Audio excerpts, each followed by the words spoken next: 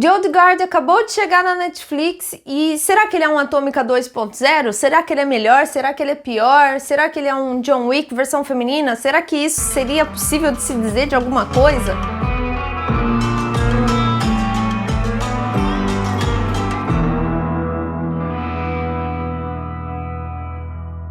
Primeiro de tudo, The Old Guard é uma adaptação de uma HQ do mesmo nome. Na direção a gente tem a Gina Prince Bythewood, que recentemente ela e a Charlize, que é uma das diretoras executivas do filme, deram diversas entrevistas falando sobre a representatividade nesse filme e sobre a importância da inserção das mulheres nesse ambiente da ação, não é? A gente vê aí que desde sempre a ação foi tomada pelos homens e que a Charlize realmente está empenhada em quebrar esse conceito, né? Em Atômica foi uma surpresa bem boa que a gente teve com o filme. Mas voltando para The Old Guard, aqui a gente tem a história de seres praticamente imortais, não é? E a inserção de uma nova personagem imortal que precisa lidar com esse novo estilo de vida. The Old Guard, de uma maneira geral, é super interessante e inovador nesse sentido da representatividade.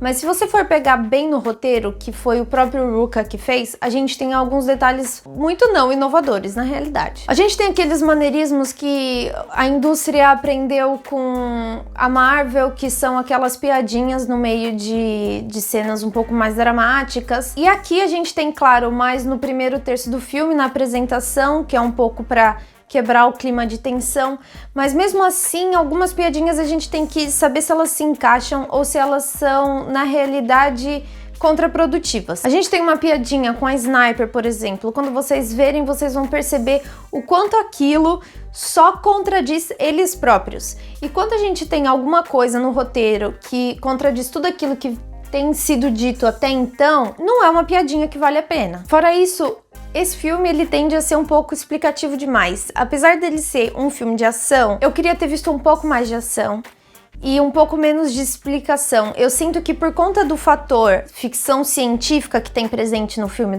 nesse filme, eles se perderam um pouco, meio estilo Nolan assim, na hora de tentar explicar pra todo mundo de onde aquilo tá vindo. Eu sei que o Nolan, ele sempre tende a explicar demais porque ele sempre usa questões científicas reais, né, do nosso mundo, obviamente natural. Aqui não é o caso, mas é por isso mesmo que eu acho que a explicação aqui tende a ser mais desnecessária do que em outros filmes que usam realmente a ficção científica a sério para tentar desenvolver a sua trama. Os diálogos no começo também são bem sofríveis, é triste porque a gente tem a criação de um mundo, né? A gente tem a inserção nessa realidade deles, uma realidade imortal, uma realidade que desafia todos os conceitos da humanidade natural e que é o que na realidade vai engatar a trama, né? O vilão, obviamente.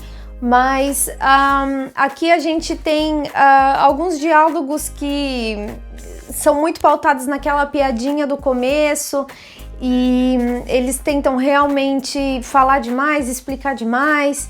Então a gente tem algumas coisas que com certeza não aconteceriam num diálogo natural. Apesar disso, tem um diálogo nesse filme que na realidade não é um diálogo, é um monólogo, que é feito pelo personagem do Booker, que foi realmente um dos pontos altos assim do drama nesse filme inteiro. Ele tá ali no meinho do filme e eu achei aquilo muito interessante e também muito por conta da atuação. Agora, indo para a direção, a gente tem o trabalho da Gina Prince Bythewood e é muito interessante ver essa abordagem que ela faz da ação, porque eu conheço ela na realidade de um filme só, de Love and Basketball, que é um filme de 2000, se eu não me engano.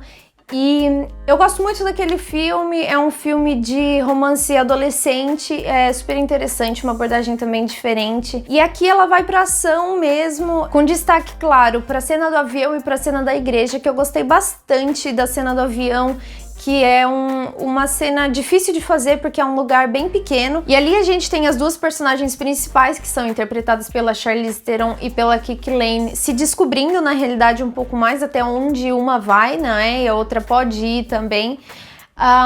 E eu achei, apesar de tudo, essa cena e a cena da igreja, que a gente sabe, né? Que filmes de ação visto Kingsman tem boas cenas dentro de igrejas, mas essas duas são as cenas que mais me chamaram a atenção. Eu acho que na realidade eu gostaria de ter visto mais ação nesse filme. Eu sei que não era muito o estilo da Dina, mas a gente é compelido a assistir esse filme por conta dessas cenas e eu gostaria de ter visto mais. Fora isso, a gente tem uma citação visual ao Sétimo Selo, que eu achei super interessante. Mas também a Bythewood cai algumas vezes em alguns lugares comuns dos filmes de ação. Tem algumas cenas, inclusive no final ali, em que não tem ninguém, misteriosamente, e depois todo mundo aparece. Apesar desses lugares comuns, a Bythewood faz um trabalho muito interessante em ação. Gostei bastante do approach que ela teve com a Charlize, com as movimentações, não só a Charlize, óbvio, mas como a Kiki Lane, que eu só conhecia de Se a Rua Bill Falasse. Então, é muito bom ver essa atriz em ascensão. Ainda falando um pouco da ação, claro, um pouco fora do escopo da direção, mas mais na questão da edição e da montagem, as cenas de ação têm muitos cortes. Não é difícil de acompanhar, mas é algo que a gente sabe que é feito quando não é muito bem ensaiado ou quando tem alguma dificuldade ali no meio de se acompanhar tudo. Ele quebra um pouco o ritmo da ação com a quantidade de cortes, e eu acho que isso prejudicou bastante as cenas de ação que eu gostaria de ter aproveitado mais. E por fim, ainda na questão visual, a gente tem a direção de fotografia, que já me cansou isso, eu falo com a maior propriedade. A gente também tem isso no Resgate, que é a visualização de países do Oriente Médio, ou de países africanos, ou de países latinos, com aquele filtro alaranjado.